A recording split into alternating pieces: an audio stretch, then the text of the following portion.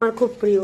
তো কাতলা মাছ ভালো বড়, ওই যে পেটির কাতলা মাছ হলে মানে তৈলাক্ত কাতলা মাছ হলে ওটাকে ভাজাই খাই বেশি, গরম ভাতের সাথে ডাল দিয়ে আলু সিদ্ধ দিয়ে এই মাছ ভাজা। তো আজকেও মাছ ভাজা করব, কিন্তু একটু অন্যরকম ভাবে মাছ ভাজা করব। তো দেখো এখানে আমি 3 পিস মাছ নিয়ে নিয়েছি, আর একটা হচ্ছে এখানে অলরেডি ছেড়ে দিয়েছি। তো এর মধ্যে দিয়েছি, দেখো ব্যাটার দিয়েছি, একটা হচ্ছে এটা পেঁয়াজ রসুন আদা, পেঁয়াজটা অল্প দিয়েছি, কাঁচা লঙ্কা দিয়ে একটা পেস্ট করে এর মধ্যে মাখিয়ে নিয়েছি। তারপরে আমি এটার উপরে দেবো ডিমের কোট। ডিমের কোট দিয়ে ভালো করে আমি এটাকে মাখিয়ে নেব। 2 দিক আমি এটাকে ভালো করে মাখিয়ে নেব, নিয়ে আমি আর এখানে মুসুর ডাল ড্রাই করে একদম মিক্সিতে পেস্ট করে নিয়েছি। এটা কিন্তু ড্রাই, একটু জল দেওয়া যাবে না। দিয়ে আমি এটার মধ্যে কোট করব, করে মাছটাকে আমি ছেড়ে দেবো।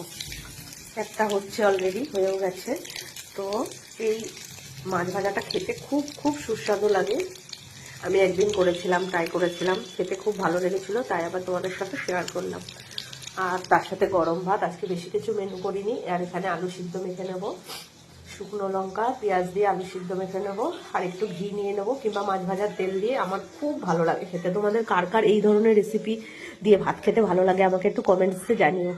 আর এই মাছ ভাজাটা তোমরা অবশ্যই ট্রাই করো, খুব খুব ভালো।